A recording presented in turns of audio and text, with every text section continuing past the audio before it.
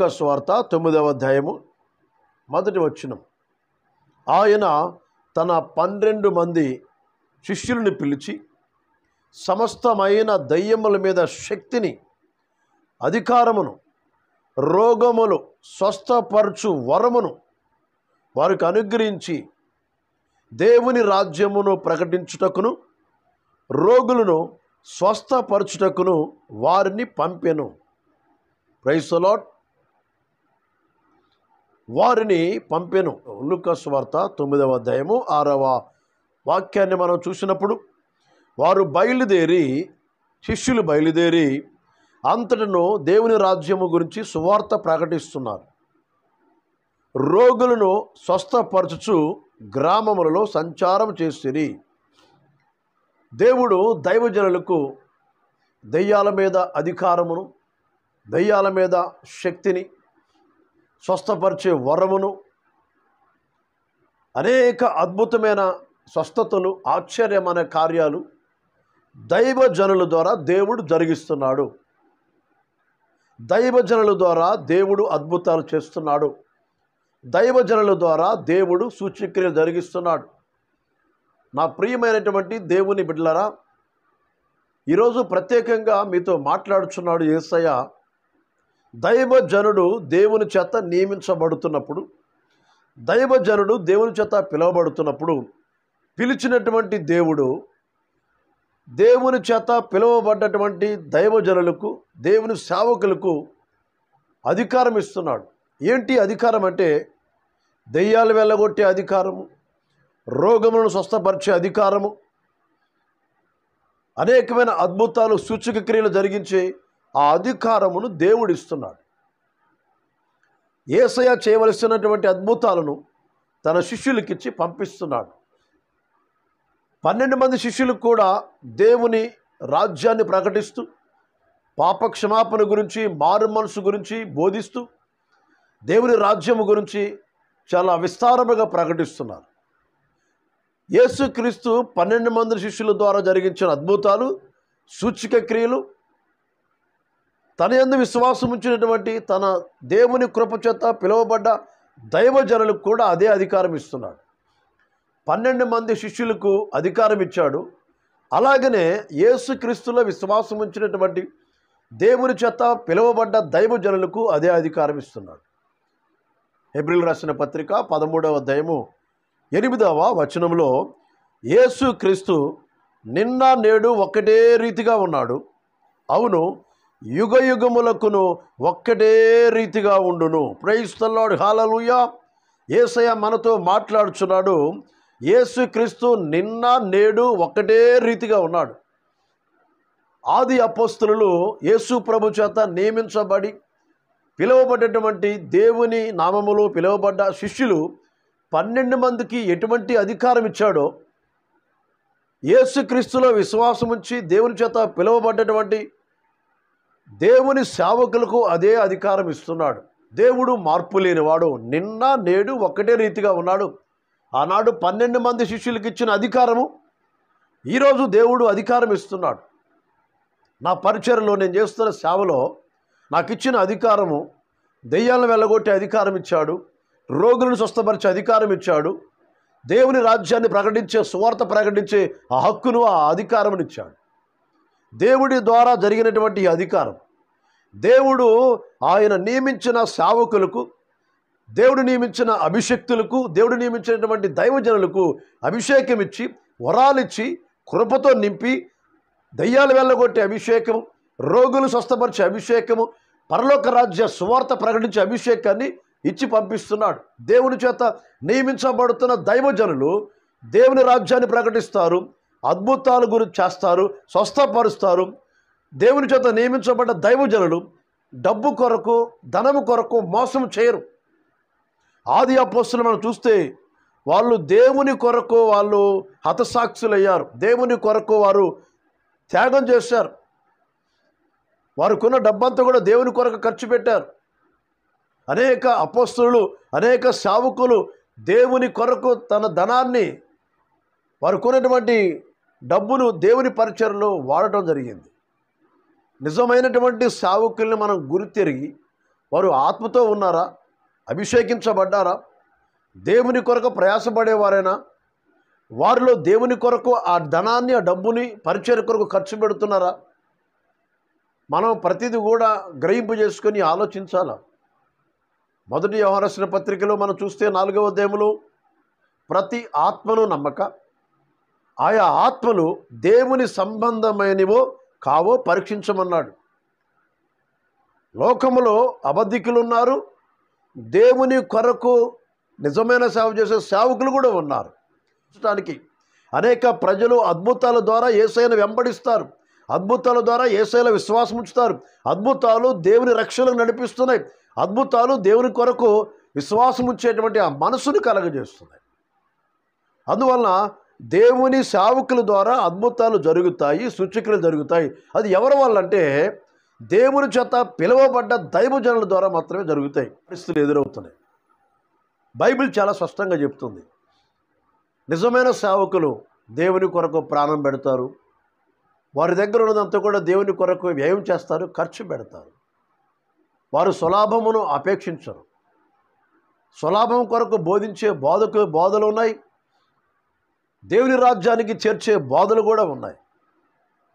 బైబిల్ని మనకు అనుకూలంగా బోధిస్తున్నప్పుడు దేవుని చిత్తమును నెరవేర్చలేని బిడ్డలుగా మనం ఉంటాం.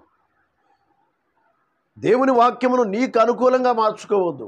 దేవుని వాక్యమును నీకు అనుకూలంగా మార్చుకొని దేవుని నామమును అవమానకరంగా మనం చేయొద్దు. బైబిల్ చెప్తుంది, మిమ్మల్ని సత్యములో ప్రతిష్ఠింపజేస్తుంది అంటాడు యేసయ్య. సత్యములో అంటే దేవుని కొరకే సత్యముతో బ్రతుకుతాడు, సత్యంతో జీవిస్తాడు, దేవుని కొరకు ప్రాణం ఇవ్వగలుగుతాడు, నిలబడగలుగుతాడు. సత్యములో ప్రతిష్ఠింపజేసిన దైవజనులు వారు ఎప్పుడు కూడా దేవుని కొరకే ఆలోచిస్తూ ఉంటారు. హల్లెలూయా. ఈరోజు అద్భుతాలు జరుగుతున్నాయి. అద్భుతాల గురించి చాలామంది అనేకమైన విధాలుగా అపోహలు ఉన్నాయి. చాలా వరకు కూడా ఈ అపోహలతో చాలామంది ప్రజలు ఉన్నారు. నేనేమంటానంటే యేసయ్య గ్రంథాన్ని బట్టి, యేసయ్య వాక్యాన్ని బట్టి మీరు కూడా విశ్వాసంతో గ్రహింపు చేసుకొని ప్రార్థించండి. ప్రభు వాక్యం చదవండి. వాక్యము ద్వారా మన జీవితంలో గ్రహింపు కలగజేసి మన మనసుని ప్రేరేపిస్తూ ఉంటాడు. అబద్ధికులు ఎవరో, మోసగాళ్ళు ఎవరో, దేవుని చేత పిలువబడకుండా ఉన్న సేవకులు ఎవరో, పిలువబడిన సేవకులు ఎవరో మనము దేవుని వాక్యం ద్వారా తెలుసుకోవచ్చు. ఎలీషా ఆ పట్టణానికి ఆ మార్గము గుండా వెళుతున్నప్పుడు ఈ సహోదరి గనురాలైన స్త్రీ ఎలీషాను చూసి బలవంతం చేస్తూ ఉండేది భోజనానికి రమ్మని.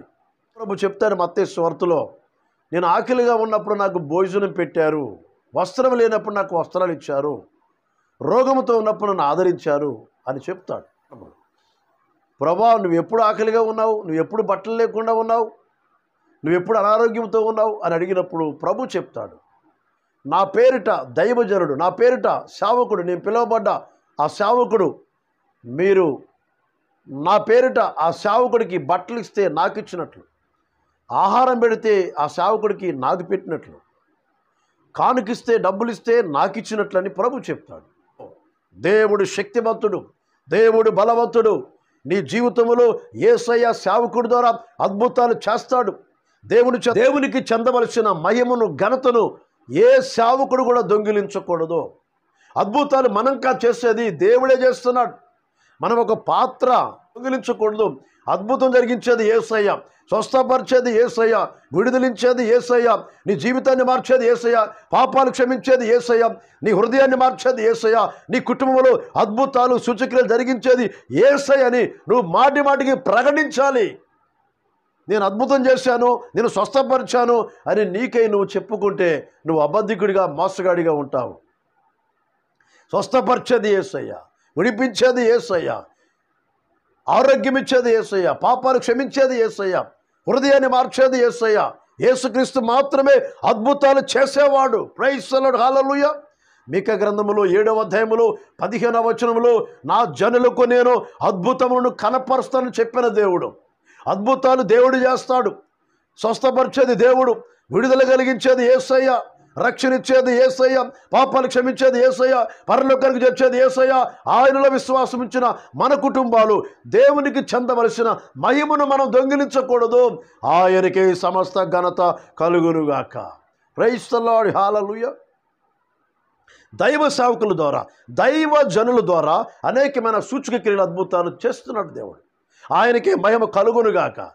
నేను చేస్తున్న పరిచర్యలో, నా సేవలో దేవుడు నన్ను ఎంతగానో గొప్పగా దీవించాడు, స్వస్థపరుస్తున్నాడు. అనేక గ్రామాలకు వెళ్తున్నప్పుడు అనేక దయ్యాలు పట్టిన వారు విడుదల పొందుతున్నారు, అనేక రోగులు బాగుపడుతున్నారు. ఆయనంత మాత్రాన స్వస్థపరిచేది నేను కాదు, విడిపించేది నేను కాదు, నాలో ఉన్న దేవుని అభిషేకం, నన్ను పిలిచిన దేవుడు, నన్ను ఏర్పాటు చేసుకున్న దేవుడు, ఆయన మాత్రమే, యేసయ్య మాత్రమే అద్భుతాలు జరిగిస్తున్నాడు. నేను ఒక పాత్రను, ఒక సాధనమునై ఉన్నాను. అందుకని దేవునికి రావాల్సిన మహిమను మనం దొంగిలిస్తే మనం రేపు రోజున, ఒక దినాన మన జీవితంలో అన్ని కోల్పోయే అవకాశాలు ఉంటాయి. ఈ రోజున చాలామంది దేవుని మహిమను దొంగిలించే బిడ్డలుగా ఎంతోమంది ఉన్నారు. దేవుని మహిమను మనం దొంగిలించకూడదు. అపవాది ఆలోచనలు మనం వెళ్ళకూడదు. తెలుసుకోవాలి, ఇది దేవుడే చేస్తున్నాడు, దేవుడే బాగు చేస్తున్నాడు, యేసయ్య అద్భుతం చేస్తున్నాడు, యేసయ్య రక్షణిస్తున్నాడు, యేసయ్య పాపాలు క్షమిస్తున్నాడు, యేసయ్య విడిపిస్తున్నాడు, యేసుక్రీస్తు మాత్రమే, యేసయ్య మాత్రమే అద్భుతాలు చేస్తున్నాడని గట్టిగా నువ్వు చెప్పగలగాలి. నిన్ను ప్రతిష్ఠించింది, నిన్ను ఏర్పాటు చేసుకుంది, నిన్ను అభిషేకించింది, నిన్ను పిలుచుకున్న దేవుడు, ఆయనకి మహిమ రావాలని, యేసయ్యకు ఘనత రావాలని నిన్ను నువ్వు హెచ్చించుకోకూడదు. నిన్ను నువ్వు తగ్గించుకొని దేవుణ్ణి హెచ్చించే విశ్వాసగా, సేవకుడిగా నువ్వు ఉన్నప్పుడు దేవుని కృపను పొందుకోగలుగుతాం, పరలోక రాజ్యానికి చేరుకోగలుగుతాం. బాప్తిసం ఇచ్చే యోహాను, ఆయన హెచ్చవలసి ఉన్నది, నేను తగ్గవలసి ఉన్నది అంటాడు. ఆయన చెప్పులు, యేసయ్య చెప్పులు వారును విప్పటానికి కూడా నేను యోగ్యుని కాదంటాడు. ఈ రోజున నీ కుటుంబంలో, నీ జీవితంలో, నీ సేవలో, నీ పరిచర్యలో దేవుణ్ణి గణపరుస్తున్నావా? దేవుణ్ణి గొప్ప చేస్తున్నావా? దేవునికి చెందవలసిన మహిమను చెల్లిస్తున్నావా? దేవుణ్ణి స్తుతిస్తున్నావా? దేవుడు చెప్పినట్టుగా చేస్తున్నావా? దేవుని వాక్యానుసారంగా బ్రతుకుతున్నావా? హృదయాన్ని మార్చుకున్నావా? నీ పాపాన్ని వదిలిపెట్టావా? నీ హృదయంలో ఉన్న ఆ చెడు స్వభావమును మార్చుకోవడానికి ప్రయత్నం చేసావా? మిమ్మల్ని మీరు ఒకసారి పరిశీలన చేసుకునండి. నా ప్రియమైన దేవుని బిడ్డలారా, దైవ సేవకుల ద్వారా, దైవ జనుల ద్వారా అభిషేకించి దేవుడు సేవకులను ప్రవక్తలుగా అభిషేకించి, సువార్థికులుగా అభిషేకించి, కాపరులుగా అభిషేకించి, బోధకులుగా అభిషేకించి, పరిచర్య నానా విధములుగా ఉన్నది కనుక పరిచర్య జరగటానికి, దేవుని రాజ్య స్థాపన జరగటానికి, దేవుని రాజ్యాన్ని స్థాపించడానికి దేవుడు మనకిచ్చిన ఆ కృపా వరాలను బట్టి మనము దేవుణ్ణి ఘనపరుస్తూ దేవునికి చెందవలసిన మహిమను చెల్లించే సేవకులుగా, సేవకురాలుగా ఉండాలి. ప్రైజ్ ది లార్డ్, హల్లెలూయా. Praise the lord. 9వ అధ్యాయంలో లూకా సువార్త 9వ అధ్యాయము 23వ వచనంలో, ఎవడైనను నన్ను వెంబడింప గోరిన ఎడల తన్ను తాను ఉపేక్షించుకొని, యేసయ్య కొరకు, క్రీస్తు కొరకు నువ్వు ఏదైతే ఎక్కువగా ప్రేమిస్తున్నావో, దేన్నైతే ఎక్కువగా ప్రేమిస్తున్నావో దాన్ని త్యజించుకోవాలి. దాని మీద నీకు ఎటువంటి ఆపేక్ష ఉండకూడదు, ఇష్టం ఉండకూడదు. దాన్ని వదులుకొని రావాలి. పరిచర్య, దేవుని సేవ అంటే నీకు ఇష్టమైనవన్నీ వదిలిపెట్టి దేవునికి ఇష్టమైన రీతిలో మనం నడవాలి. అది దేవుని యొక్క పరిచర్య విధానం. యేసు ప్రభు చెప్తున్నాడు కదా అక్కడ ఉన్నటువంటి వాళ్ళందరితో, ఎవడైనా నన్ను వెంబడింప గోరిన ఎడల తన్ను తాను ఉపేక్షించుకొని ప్రతి దినము కూడా సిలువను ఎత్తుకొని నన్ను వెంబడించవలను, తన ప్రాణమును రక్షించుకొని గోరువాడు దానిని పోగొట్టుకొనును, నా నిమిత్తము తన ప్రాణమును పోగొట్టుకునేవాడు దానిని రక్షించుకొనును. Praise the lord. ఒకడు లోకమంతయు సంపాదించి తన్ను తాను పోగొట్టుకొనిన ఎడల లేక నష్టపరచుకొని ఎడల వారికి ఏమి ప్రయోజనము? నన్ను గూర్చి, నా మాటలను గూర్చి సిగ్గుపడు వాడెవడో వాని గూర్చి మనుష్య కుమారుడు తనకును తన తండ్రికిని పరిశుద్ధ దూతలకును కలిగి ఉన్న మహిమతో వచ్చినప్పుడు సిగ్గుపడును. దేవుని రాజ్యాన్ని మనం ఒప్పుకోవాలి. అనేకులు ఎదుట ప్రభు నామమును ఒప్పుకోవాలి. ఈ రోజున చాలామంది ఉద్యోగస్తులు, వ్యాపారస్తులు, ఆయా ప్రాంతాల్లో, ఆయా స్థలాలు దేవుని ఆశీర్వాదం కావాలి, స్వస్థత కావాలి, పరలోకం కావాలి, రక్షణ కావాలి, దేవుని యొక్క కృప కావాలి. కానీ ప్రజల మధ్యలో యేసు ప్రభుని చెప్పట్లే, నేను యేసు ప్రభువుని నమ్ముకున్నాను, నన్ను రక్షించే దేవుడు, నన్ను బాగు చేసే దేవుడు, నా పాపాలు క్షమించే దేవుడు, పరలోకానికి చేర్చే దేవుడని నువ్వు చేస్తున్న ఉద్యోగములు, నువ్వు చేస్తున్న వ్యాపారములు, నువ్వు చేస్తున్న ప్రజల మధ్యలో ఉన్నప్పుడు యేసు ప్రభువుని ఒప్పుకోవట్లేదు,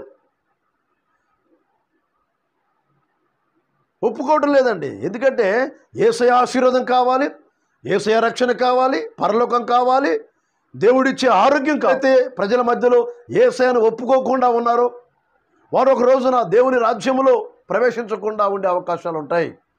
నువ్వెవరో నాకు తెలియదు అంటాడు యేసయ్య. ఎందుకంటే నన్ను ఒప్పుకునేవాడిని నేను ఒప్పుకుంటా అన్నాడు దేవుడు. యేసుక్రీస్తుని గురించి ప్రకటించడానికి, యేసుక్రీస్తుని చెప్పడానికి సిగ్గుపడక్కర్లేదు. నువ్వు సిగ్గుపడవలసిన విషయాల్లో సిగ్గుపడు. దేవుని విషయంలో నువ్వు ఎందుకు సిగ్గుపడాలి? ఈరోజు రహస్యంగా భక్తులు ఎంతోమంది ఉన్నారు, వాళ్ళు బయటికి రావాలా. రహస్యంగా చాలామంది ఎవరేమని అనుకుంటారేమో, ఎవరేమనుకుంటారు? ఏమనుకోరండి. మనం నమ్మింది నిజమైన దేవుణ్ణి. విగ్రహాలను పూజిస్తున్న వాళ్ళు సిగ్గుపడతారేమో, కానీ యేసు ప్రభువుని, జీవము గల దేవుని నమ్ముకున్న వాళ్ళు ఎక్కడ కూడా సిగ్గుపరచబడరు. సూచక్రియలు చేస్తున్న మహత్కార్యాలు ఎన్నో ఉన్నాయి బైబిల్లో. ఎంతోమంది అద్భుతాలు చేశాడు. మోషే అద్భుతమైన ప్రవక్త, దేవుని చేత పిలువబడ్డ అభిషక్తుడు, ఎన్నో అద్భుతాలు చేశాడు. దేవుడు సముద్రమును రెడ్డుగా చీల్చాడు, ఆరణ్యాలుగా చేశాడు. దేవుని కార్యాలు, ఊహించలేని ఉన్నతమైన కార్యాలు దైవ సేవకుల ద్వారా జరిగిస్తున్నాడు. ఎందుకు జరిగిస్తున్నాడంటే ఆయన నామము ఘనపరచబడటానికి, ఆయన నామము హెచ్చించబడటానికి, ఆయన ఉన్నాడు అని చెప్పడానికి సేవకులు నిలబడ్డప్పుడు సేవకుల పక్షాన దేవుడు ఉండి స్వస్థతలు, సూచక క్రియలు జరిగిస్తున్నాడు. దేవునికి స్తోత్రం. Praise the lord.